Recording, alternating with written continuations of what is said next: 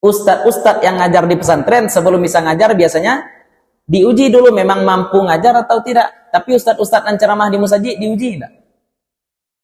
Jangan mau uji. Yang penting apa? Penting lah sudah dengan kajiannya lah, jadi itu pangkal kesesatan. Dan ketika kita menemukan ayat-ayat mutasyabihat dalam Al-Quran, jangan membacanya seperti anak SD baca. Anak SD dikasih tahu gurunya di sekolah, apa kata gurunya?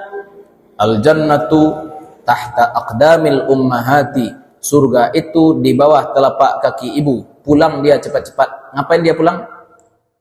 Peresonya ke kiamatnya enggak. Yang pasti apa? Yang pasti Allah Maha Kaya.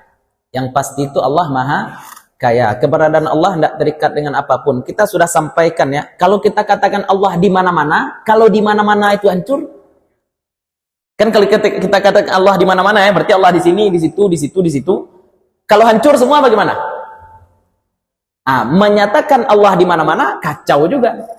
Maka sebenarnya pemahaman bahwasanya Allah tidak berawal, Allah tidak berakhir itu adalah kita singkirkan dari Allah keterikatan terhadap waktu. Karena Allah adalah sang pencipta waktu. Sang pencipta waktu tidak terikat dengan waktu.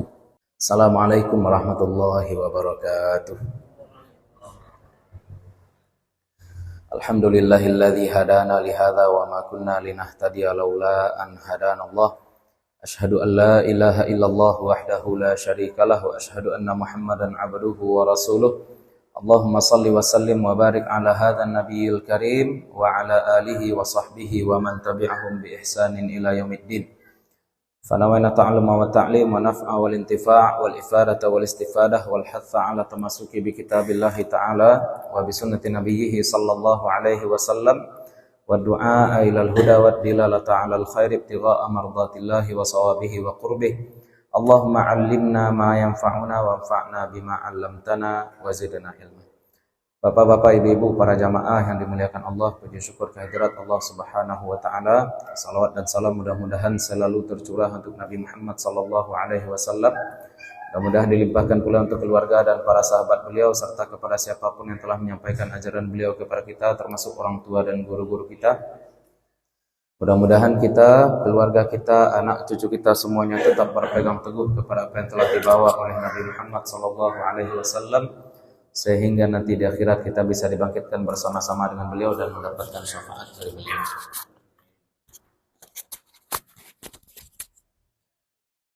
Ada spidol, masa? Tak kunci ya laci. Iya, betul. Jadi pada pertemuan sebelumnya kita sudah menjelaskan tentang dasar-dasar tauhid, ya. Jadi kita mengaji tauhid itu pastinya kita akan menjelaskan secara terperinci makna syahadat kita. Dan syahadat kita dimulai dengan asyhadu alla ilaha illallah. Dan ini kita katakan syahadat seluruh nabi, bukan cuma Nabi Muhammad sallallahu alaihi wasallam, seluruh nabi syahadatnya tetap tauhid. Tidak ada Tuhan selain Allah. Tidak ada Tuhan selain Allah. Nah sekarang Allah itu tidak bisa kita kenal dengan bentuk. Allah tidak bisa kita kenal dengan bentuk. Kenapa? Karena memang Allah itu Khaliq, pencipta. Sedangkan indera kita, pendengaran, penciuman, penglihatan itu hanya bisa menangkap makhluk. Kemampuan indera kita hanya sebatas makhluk, tidak bisa menangkap Khaliq. Maka kita kenal Allah Subhanahu wa taala itu dari sifat. Kita kenal Allah Subhanahu wa taala dari sifat. Nah, kita kemarin katakan bahwa untuk beriman kepada Allah, mulai yakin bahwa Allah itu ada. Ini dulu. Orang kalau mau beriman kepada Allah harus yakin dulu bahwasanya Allah Subhanahu wa taala itu ada. Nanti ketika kita membahas sifat wujud, nah kita akan jelaskan dalil-dalil bantahan kepada orang-orang ateis dan macam-macam bentuk orang ateis ataupun orang-orang agnostik. Bagaimana cara kita membantah mereka yang menyatakan bahwasanya tidak ada Tuhan, bukan cuma tidak ada Allah, tidak ada Tuhan. Ya, kalau agama lain selain Islam itu mengakui ada Tuhan tapi Tuhannya salah. Tuhannya salah. Nah, kalau agnostik, ateis itu mereka benar-benar tidak meyakini ada Tuhan. Bagaimana ada Allah? Nah, kita katakan kemarin ada Allah itu tanpa awal. Awal itu maksudnya sesuatu tadi tidak ada menjadi ada. Sesuatu tidak ada menjadi ada. Proses dari tidak ada menjadi ada itu disebut dengan awal. Ya, proses dari tidak ada menjadi ada itu disebut awal. Sedangkan Allah tidak pernah tidak ada. Allah tidak pernah tidak ada, berarti Allah tidak pernah awal, tidak punya awal. Ya, sesuatu yang tidak pernah tidak ada berarti tidak punya permulaan. Ya, kita contohkan kemarin permulaan masjid ini kapan, Pak? Bila Mas Haji kata Kak? 76. Nah, berarti sebelum itu tidak ada.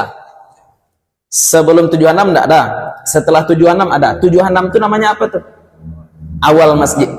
Awal masjid. Sedangkan Allah, Allah tidak ada awal. Kenapa kita katakan Allah tidak ada awal? Karena Allah tidak pernah tidak ada. Allah tidak pernah tidak ada.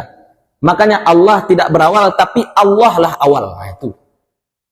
Allah tidak berawal, tapi Allah lah yang awal. Huwal awwalu.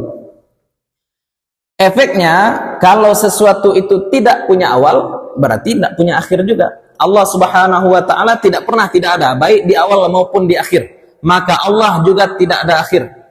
Allah juga tidak ada akhir, tapi Allah lah akhir. Makanya Allah Subhanahu wa ta'ala katakan huwal awwal wal akhir wal zahir wal batin.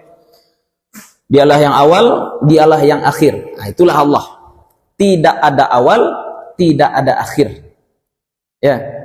Apa maksud akhir? Akhir adalah proses dari ada menjadi terbalik ya. Kalau awal adalah proses dari tidak ada menjadi ada, kalau akhir adalah proses dari ada menjadi tidak ada. Sedangkan Allah tidak pernah tidak ada. Maka tidak berlaku bagi Allah. Sebelum, sesudah tidak berlaku bagi Allah. Maka sebenarnya pemahaman bahwasanya Allah tidak berawal, Allah tidak berakhir itu adalah kita singkirkan dari Allah keterikatan terhadap waktu. Karena Allah adalah sang pencipta waktu. Sang pencipta waktu tidak terikat dengan waktu. Sang pencipta waktu tidak terikat dengan waktu. Justru Allah yang kontrol waktu. Jadi tidak ada sebelum sesudah. Kita contohkan ketika Nabi SAW Isra dan Mi'raj. Nabi Isra Mi'raj. Nampak dek Nabi isi neraka, Pak? Nabi Isra Mi'raj nampak oleh Nabi isi neraka. Lebih banyak perempuan katanya. Ya. Aku padusi lebih seketik seku kini aku buah kalau.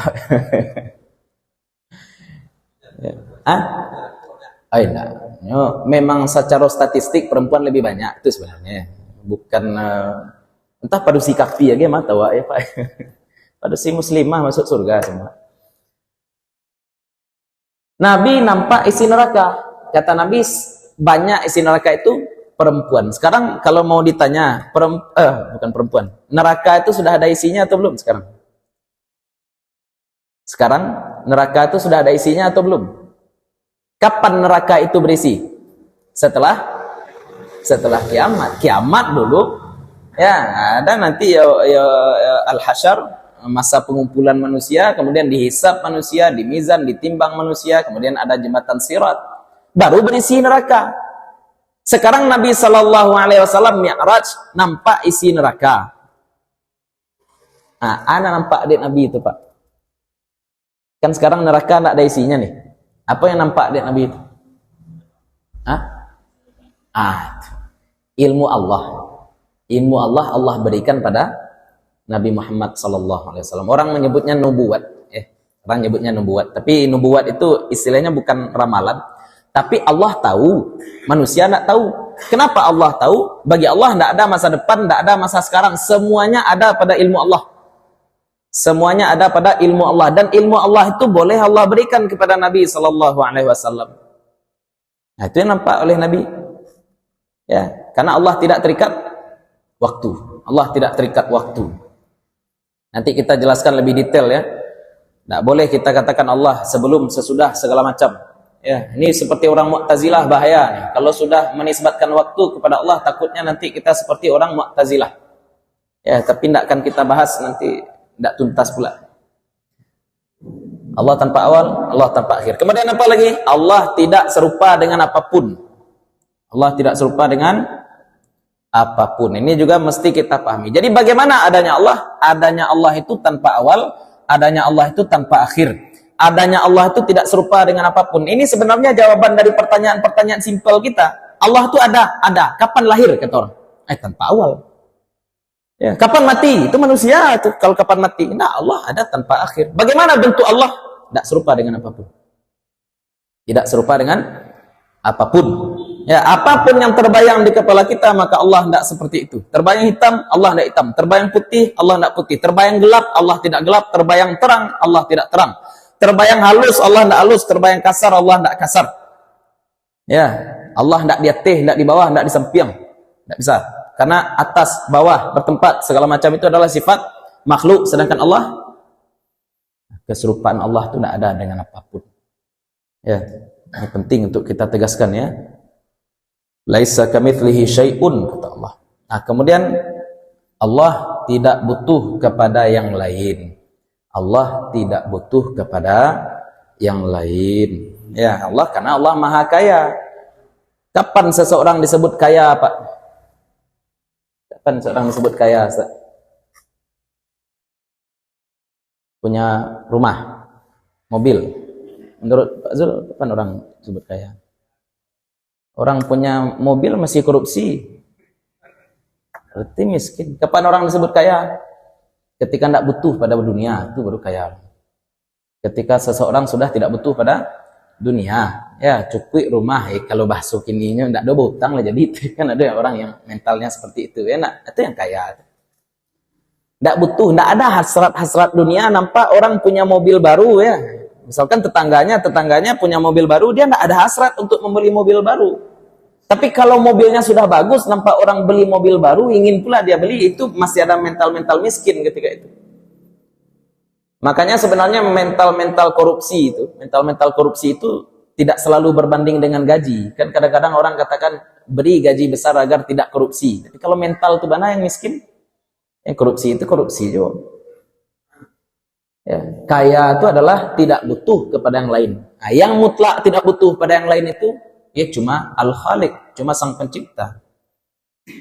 Sehebat apapun Nabi Isa alaihissalam, kan luar biasa Nabi Isa, bisa menghidupkan orang mati, bisa menciptakan burung dari tanah, luar biasa Nabi Isa itu, mukjizatnya. Akan tetapi tetap butuh kepada makan. Itu dikatakan oleh Allah. Sehebat-hebat manusia kalau tidak dikasih makan mati, itu manusia. Tidak ada manusia yang hebat, ya. Tidak ada manusia yang hebat. Makan saja dikat, lemah langsung. Ya. Tapi Allah Maha Kaya, tidak butuh kepada yang lain. Dan Allah juga tidak terikat dengan apapun. Ya, kenapa kita bisa sampaikan manusia itu berada di dalam, di luar, manusia berada di atas, di bawah? Karena manusia itu terbatas. Sesuatu yang terbatas itu bisa kita bandingkan dengan yang lain. Kita contohkan kemarin apa? Laut. Di Malawi, Pak? Di Malawi, Bu? Laut di mana? Di Padang. Pesisir. Tidak bisa kita katakan laut di pesisir. Tidak bisa kita katakan laut di Padang. Tidak bisa kita katakan laut di Painan. Tidak bisa. Kenapa? Karena dia lebih besar daripada daratan. Ya. Karena laut lebih besar daripada daratan. Itu makhluk. Ada makhluk yang tidak bisa kita katakan di mana. Laut bisa kita katakan di bumi, bisa. Ya, tidak bisa kita katakan laut di mana. Nah, karena dia lebih besar daripada daratan dan kita tahunya ya daratan, tidak tahu kita lautan. Itu contoh makhluk. Apatah lagi Allah. Allah ada sebelum ada langit, Allah ada sebelum ada bumi, Allah ada sebelum ada arasy, Allah ada sebelum ada kursi, Allah ada sebelum ada segala sesuatu. Maka wujud Allah, keberadaan Allah tidak terikat dengan apapun. Ya, kalau andai hancur langit, hancur bumi, terjadi kiamat, Allah tetap ada enggak, Pak? Tetap ada. Berarti keberadaan Allah tidak terikat langit, tidak terikat bumi. Kemudian apa lagi? Allah tidak berbilang. Ini terhapus ya. Allah tidak berbilang. Nah, laisa lahu syarik. Allah tidak berbilang. Allah tu esa ya esa. Tidak punya tandingan. Lam yakul lahu kufuwan ahad. Nah, sifat-sifat yang kita sampaikan tadi, ya, Allah tidak ada awal, Allah tidak ada akhir, Allah tidak butuh kepada yang lain, Allah tidak serupa dengan yang lain, Allah tidak berbilang. Nah, tidak itu dalam bahasa Arab disebut apa kemarin? Salb. Maka penafian kekurangan dari Allah, ya, menafikan awal, menafikan akhir, menafikan keserupaan, menafikan kebutuhan, menafikan berbilang, itu disebut dengan sifat-sifat salbiyah. Nah, ini pertama, ketika kita mengenal Allah. Kalau ada orang yang mengenal Allah, mulainya apa? Allah punya kaki, Allah punya wajah, Allah punya tangan, itu aliran sesat. Ada orang belajar Allah, kita beriman pada Allah katanya. Bagaimana Allah? Allah punya wajah, Allah punya tangan, Allah punya betis, Allah duduk di atas arasy, sasik. Ya.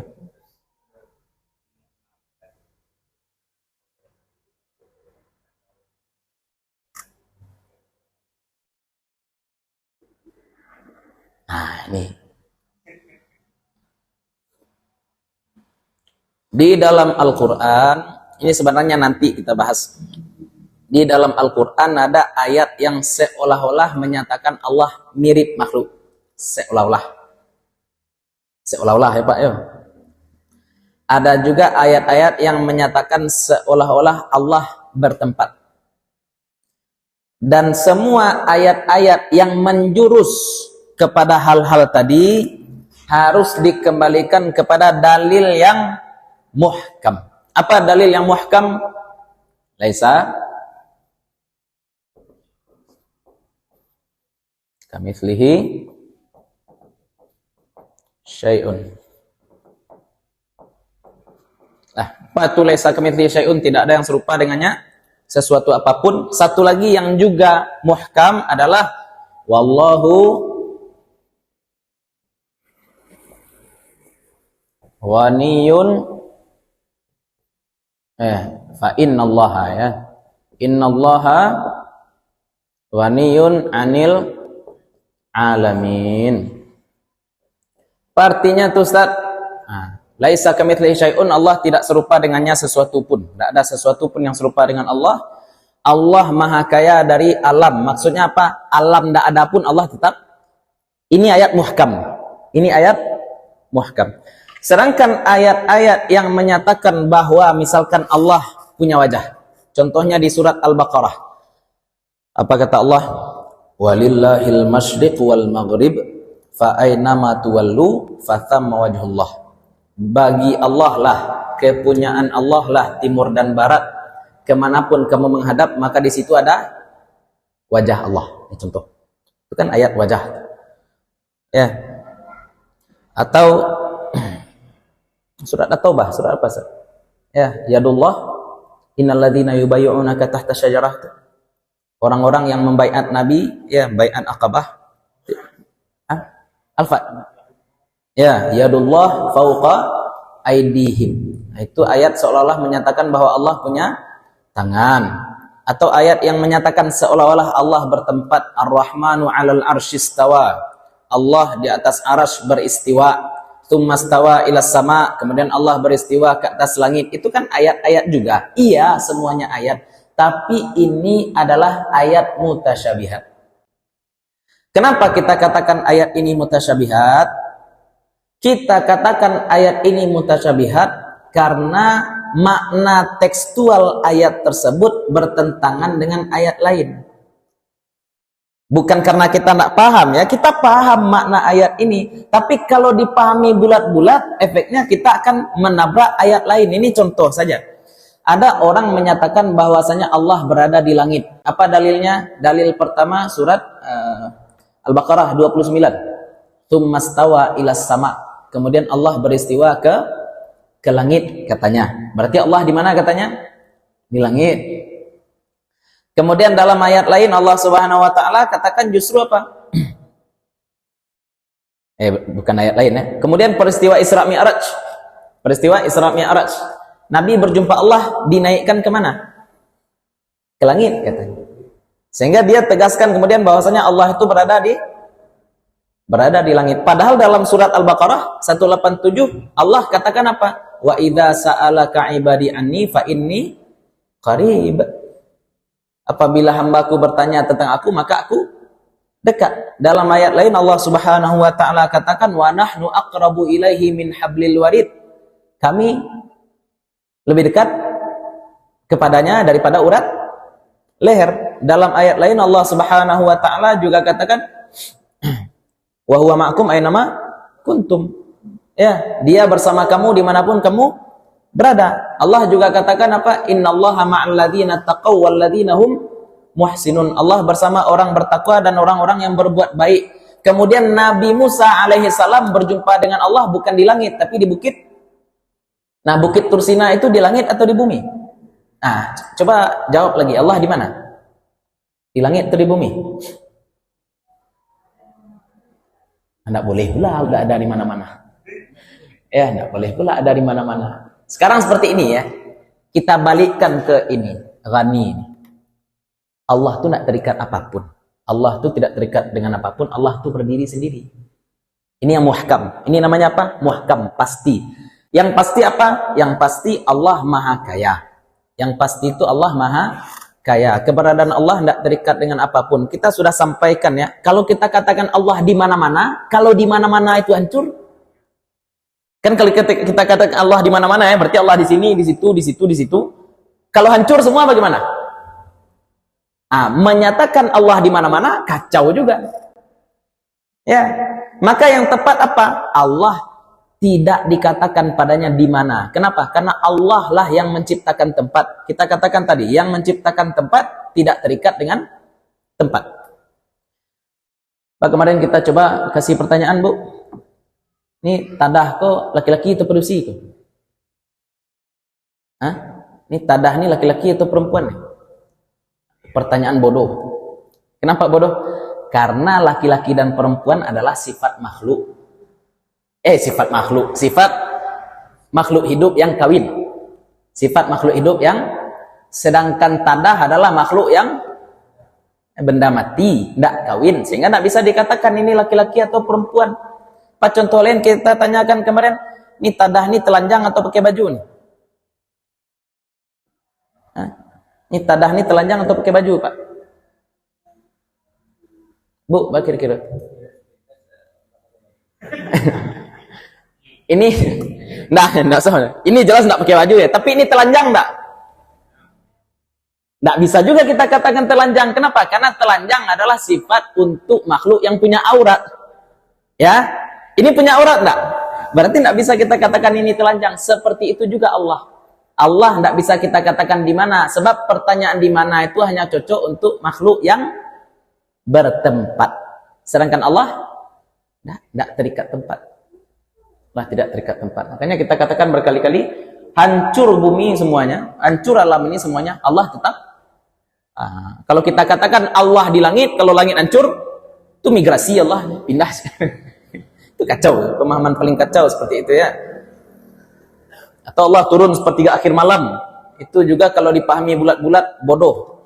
Makanya dalam surat Ali Imran ayat 7 Allah Subhanahu wa taala katakan fa ammal ladzina fi qulubihim zaighun. Adapun orang-orang yang di hatinya ada kesesatan, apa yang mereka lakukan?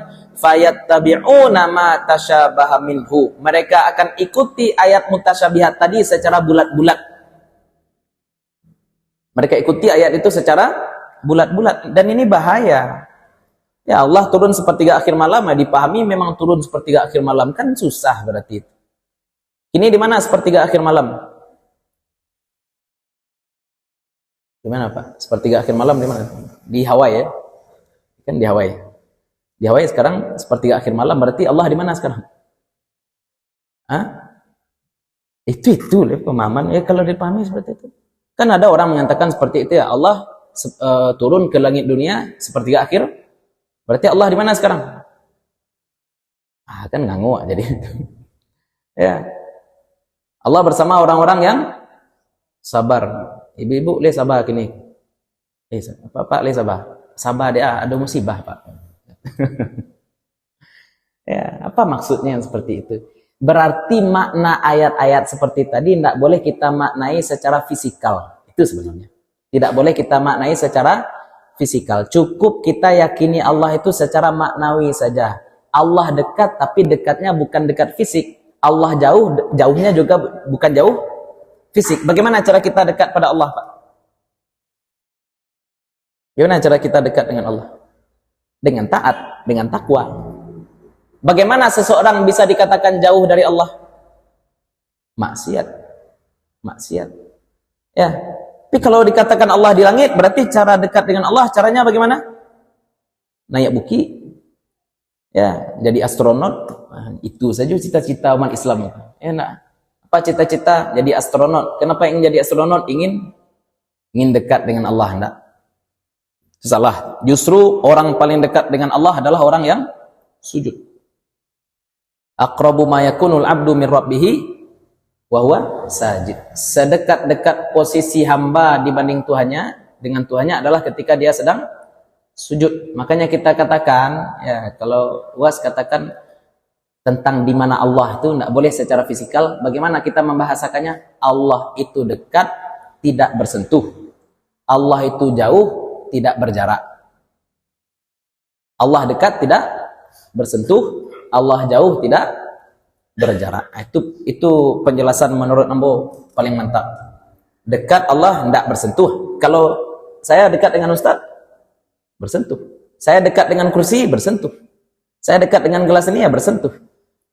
Karena kita sama-sama makhluk.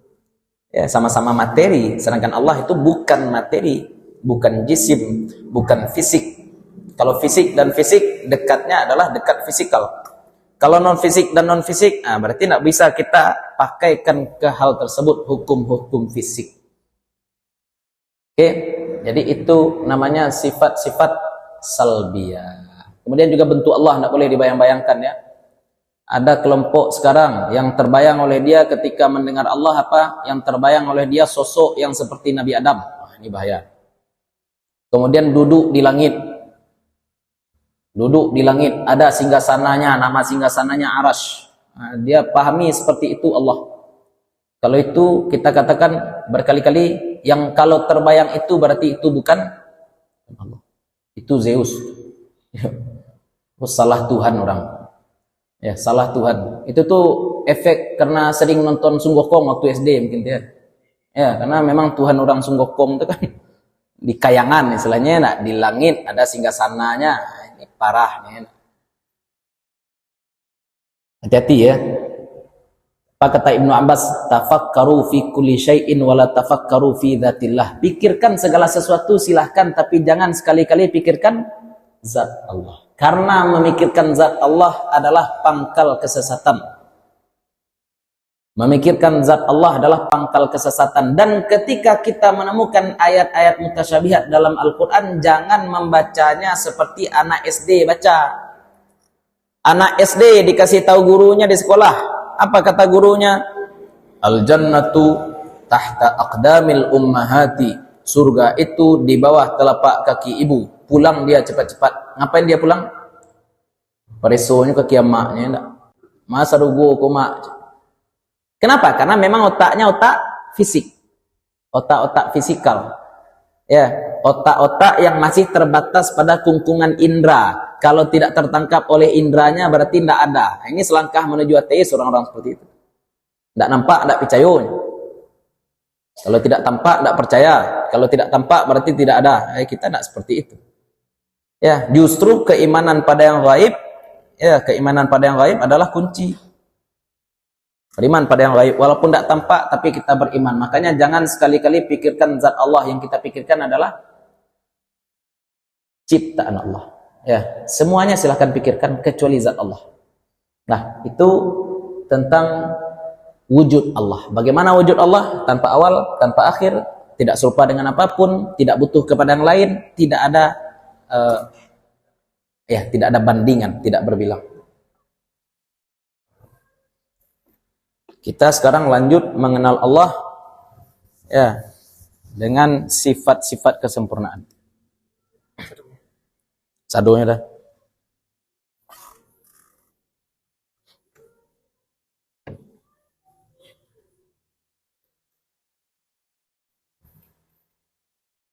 Kita katakan kemarin sifat-sifat tadi itu bisa untuk memfilter atau mengeliminasi Tuhan-Tuhan palsu ya.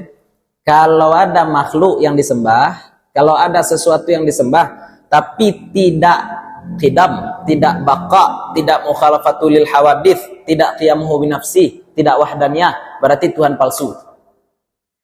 Ya, ada orang menyembah Yesus misalkan. Yesus itu ada awalnya, ada akhirnya, ada. Sama dengan makhluk lain, sama. Butuh kepada yang lain, butuh. Ada berapa nabi semuanya? Berarti Isa bukan satu-satunya nabi. Maka batal, berarti bukan Tuhan, coret. Sapi ada awalnya, ada akhirnya, sama dengan makhluk lain. Coret. Apalagi yang disembah orang? Wisnu, Siwa, enak, dewa orang Hindu. Ada awalnya, ada akhirnya. Itu Tuhan palsu semua. Pencipta alam itu tidak ada awal. Maksud tidak ada awal itu apa? Tadi kita katakan tidak pernah tidak ada. Ya, tidak pernah tidak ada. Maka jangan sekali-kali ibu bayangkan Allah itu berdiri sendiri, berarti Allah menciptakan dirinya dari tidak ada menjadi ada sendiri. Tidak seperti itu. Enggak gitu konsepnya. Sesuatu yang tidak ada menjadi ada, pasti ada yang mengadakan. Sesuatu yang tadinya tidak ada, kemudian menjadi ada, pasti ada yang mengadakan. Tapi Allah tidak pernah tidak ada. Allah tidak pernah tidak ada. Nah, itu yang penting kita pahami dulu. Itu konsep untuk ke depan. Allah tidak pernah tidak ada. Oke. Sekarang kita juga masuk pembahasan tentang menafikan segala bentuk kelemahan pada Allah. Sekarang begini ya, iman itu, iman secara ijmal atau iman secara global. Apa iman secara global? Dua saja. Satu, menetapkan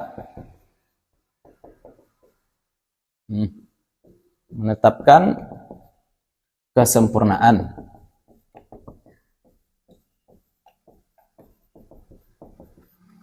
Selanjutnya, menafikan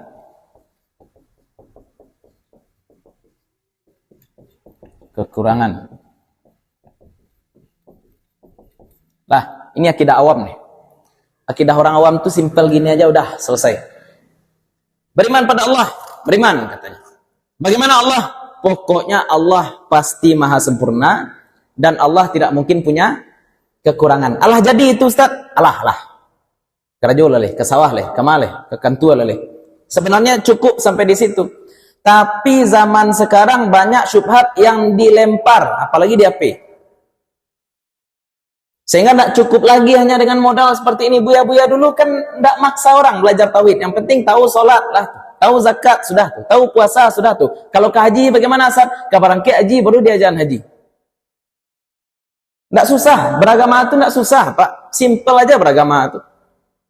Mu'alaf, contoh. Mu'alaf, dia baru masuk Islam hari ini. Untuk bisa dia siap menjadi muslim itu butuh berapa lama? Untuk tahu kewajiban, untuk tahu yang haram berapa lama kira-kira? Kan tidak lama sebenarnya. Ya, dah tahu dia cara istinja, dah tahu dia apa saja yang najis, sudah tahu dia bagaimana cara wudhu, mandi, sholat, untuk sehari-hari sudah selesai.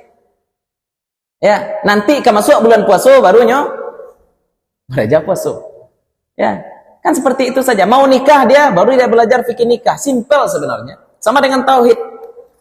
Tidak panjang sebenarnya kaji tauhid. Yakin kita bahwa Allah sempurna, yakin kita bahwa Allah tidak punya kekurangan, selesai, tuntas. Itu dulu. Tapi sekarang masing-masing kita punya handphone. Handphone ini semua orang bisa bicara, termasuk entu bulau.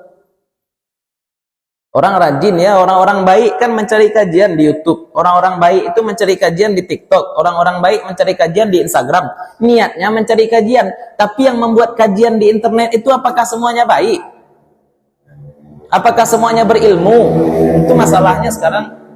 Karena itu kita butuh filter. Bagaimana kita bisa memfilter ini kaji, ini tidak kaji? Campur-campur, ada khurafat-khurafat juga kan? Khurafat-khurafat kesehatan juga ada, enak. Cara mengobati sakit telinga. Ada tuh di internet, cara mengobati sakit telinga adalah dengan meneteskan ASI 3 tetes. Maka ganji ya. Masuk samui ke dalam itu.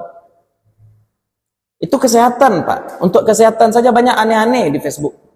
Banyak aneh-aneh di YouTube. Masalah agama juga. Ya, dan orang gampang saja, bohong-bohong itu gampang saja. Makanya saya pribadi kalau ada orang bertanya, Ustadz, kalau nanya fatwa kepada siapa yang aman? Fatwa misalkan, kalau mau bertanya urusan agama kepada siapa yang paling aman? Yang paling aman adalah bertanya urusan fatwa, pergi ke pondok pesantren terdekat, tanya di situ. Daripada bertanya kepada ustadz dan ceramah. Kenapa? Ustadz yang ngajar di pesantren sebelum ngajar biasanya diuji dulu. Ustadz yang ngajar di pesantren sebelum bisa ngajar biasanya diuji dulu memang mampu ngajar atau tidak. Tapi ustadz dan ceramah di musajid diuji tidak? Jangan mau uji. Yang penting apa? Penting lah suhadangah kajinya lah jadi itu. Maka untuk bertanya kalau mau pribadi sarankan seperti itu. Kepada siapa hendaknya kita bertanya? Tanya kepada guru pesantren, lebih aman. Karena guru pesantren itu sebelum mengajar pasti diuji dulu. Bahkan ada alumni Mesir tidak diterima ngajar di Dinia Putri. Alumni Mesir mendaftar di Dinia Putri tidak diterima. Alumni Mesir ada juga yang mendaftar di Canduang tidak diterima. Kenapa? Tidak pandai baca kitab. Ijazah itu keratih gitu. Ijazah itu cuma kertas, sama dengan SIM. SIM itu cuma ada orang punya SIM tidak pandai bawa motor. Lampu sen kesuuk beloknya. Lai SIM, lai Pak. Ya kan ada juga orang seperti itu. Kertas itu kertas, ilmu itu ilmu. Ilmu tetap ilmu, ada atau tidak ada kertas. Ya. Maka kita butuh filter, termasuk masalah tauhid. Termasuk masalah tauhid. Bagaimana kita akan membentengi diri dari paham Syiah, paham Khawarij, orang-orang liberal. Orang liberal itu kan racunnya bahaya aja tuh, Pak. Yang kemarin menyatakan bahwasanya berzina itu boleh, tapi namanya bukan zina, namanya milkul yamin. Katanya, enggak, asal suka sama suka itu kan punya dalil juga. Ya. Qad aflahal mu'minun. Ayat ke-10 apa? Yang nomor 10. Walladzina li furujihim hafizun, orang-orang yang memelihara kemaluannya illa ala azwajihim au ma malakat aimanuhum. Dia pahami ma malakat aimanuhum ini siapa? Perempuan yang bukan istri tapi suka sama suka katanya. Itu kan ada dalil juga, tapi dalilnya bukan bermasalah, bukan dalilnya yang bermasalah, tapi yang bermasalah itu apa? Bah. Ya. Utaknya bermasalah. Bahan makanannya bagus, tukang masaknya bagus, makanannya bagus. Bahan makanannya bagus, tukang masaknya soak. Ya, bahan makanannya bagus, tukang masaknya soak. Bahan masakannya soak, tukang masaknya bagus, hasilnya tidak bagus juga. Maka untuk mendapatkan pemahaman yang baik, apa syaratnya? Dalilnya baik, mujtahidnya, alimnya juga harus punya perangkat. Itu gunanya belajar ilmu alat, nahu, sharaf, balaghah, usul fikih. Orang tidak belajar itu. Sekarang untuk belajar itu butuh waktu lama, 10 tahun, 15 tahun. Orang sekarang maunya apa? Hari Sabtu taubat, hari Minggu pelihara janggui, hari Senin baca buku-buku kete, hari Selasa bid'ah kan orang sadonya. Ku sasik. Suruh belajar tidak mau. Ini bahaya. Sudah belajar tidak mau. Ya, ini penyakit hijrah zaman now 4.0 zaman sekarang. Tapi balik ke yang ini ya. Nah, kesempurnaan ya, selain yang tadi kita sebutkan yang 6 buah, apa saja yang 6 tadi? Wujud, qidam, baqa, mukhalafatul lil hawadits, qiyamu bi nafsi, wahdaniyah. Kesempurnaan lain adalah kita harus yakin bahwa Allah Subhanahu wa taala itu Maha tahu.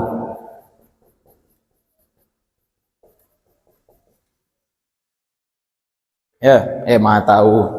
Tunggu dulu. Maha kuasa. Allah Maha Kuasa berarti Allah mustahil lemah. Kemudian kita harus yakin bahwa Allah Maha berkehendak. Jadi maka Allah mustahil terpaksa. Kita harus yakin bahwa Allah Maha tahu. Maka Allah mustahil bodoh. Kita harus yakin bahwa Allah hidup. Maka mustahil Allah mati. Kita harus yakin bahwa Allah Maha mendengar. Maka Allah mustahil tuli, melihat, mustahil buta. Kita juga harus yakin bahwasanya Allah Maha berkalam, berfirman, dan Allah mustahil ini sifat-sifat kesempurnaan. Ini sifat-sifat kesempurnaan.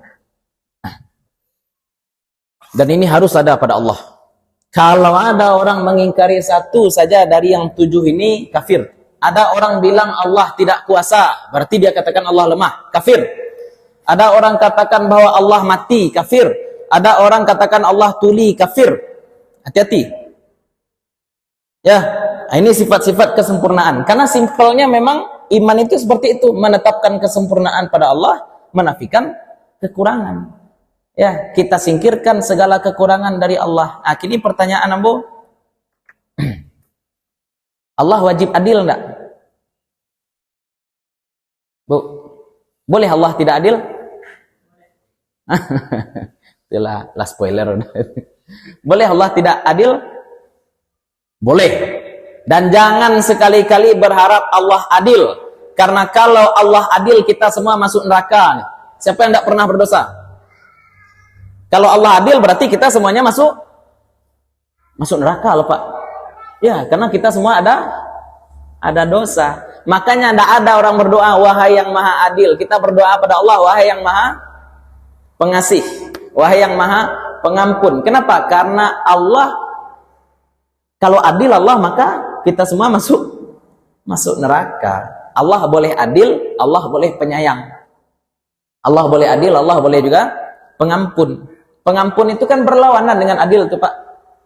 Kalau orang adil bagaimana? Yang salah dihukum, yang benar diapresiasi. Tapi kalau orang penyayang, yang benar diapresiasi, yang salah dimaafkan. Itu orang penyayang. Ya, sekarang Allah bagaimana? Allah apakah harus adil? Tidak, Allah tidak harus adil. Boleh Allah mengampuni pendosa? Boleh Allah mengampuni pendosa. Ya. Atau Allah kan maha pengasih lagi maha penyayang. Apakah Allah harus penyayang?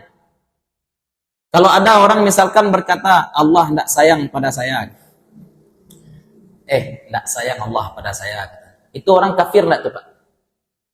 Tidak masuk kemari itu. Ya, ada orang bilang Allah tidak sayang pada saya, dia tidak kafir. Kenapa? Ya laluan saja lah. Oh iya Allah sedang berang kang. Memang Allah berang kang, itu yang kurang aja. Karena Allah boleh sayang, Allah juga boleh murka. Allah boleh sayang, Allah boleh murka. Tapi yang ini tidak boleh. Yang ini tidak boleh. Karena lawan ini kekurangan semua. Tapi lawan penyayang apa tadi? Murka. Boleh Allah sayang? Boleh. Boleh Allah murka? Boleh. Boleh Allah mengazab? Boleh Allah mengampuni? Boleh. Itu namanya apa tuh? Boleh-boleh. Kalau boleh-boleh dalam bahasa Arab disebut dengan jaiz. Sifat jaiz bagi Allah itu. Allah boleh melakukan sesuatu dan boleh tidak melakukan sesuatu. Itu boleh bagi Allah. Yang tidak menafikan kesempurnaan Allah. Allah boleh turunkan hujan sekarang? Boleh. Boleh Allah tahan hujan? Jangan diuji-uji Allah. Ya Allah, kalau engkau memang Tuhan, turunkan hujan. Itu kurang ajar. Kenapa? Karena Allah mau turunkan hujan atau tidak, itu adalah jaiz. Boleh saja bagi Allah, terserah Allah. Ya, itu orang-orang kurang ajar sekarang tuh. Ya Allah, kalau engkau maha kuasa, jadikan ambo kayu. Orang menantang Nabi kan seperti itu. Kalau memang engkau Nabi, datangkan kebun yang banyak buahnya. Itu orang-orang kafir dulu. Terserah Allah lah. Ya, mau buat ini itu segala macam. Tapi yang ini tidak boleh. Ini tidak boleh, terserah Allah. Ya, ini tidak boleh, terserah Allah. Maka jangan sekali-kali katakan tidak ada yang mustahil bagi Allah. Ada yang mustahil bagi Allah? Ada. Ada berapa yang mustahil bagi Allah? 13. Allah mustahil tidak ada, Allah mustahil berawal, Allah mustahil berakhir, Allah mustahil sama dengan makhluk, Allah mustahil berbilang, Allah mustahil butuh kepada yang lain, Allah mustahil lemah, Allah mustahil terpaksa, Allah mustahil bodoh, Allah mustahil mati, mustahil tuli, mustahil buta, mustahil bisu. Ada berapa?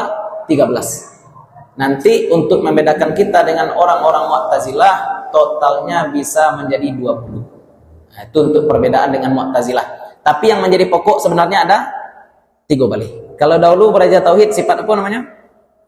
Sifat 20, ya. Tapi kan yang 7 terakhir itu adalah pengulangan. Ya, sam'un jadi sami'un, basarun jadi basirun, kalamun jadi mutakallimun. Itu hanya turunan, sifat turunan. Tapi yang 13 jangan sekali-kali dinafikan. Ada pertanyaan?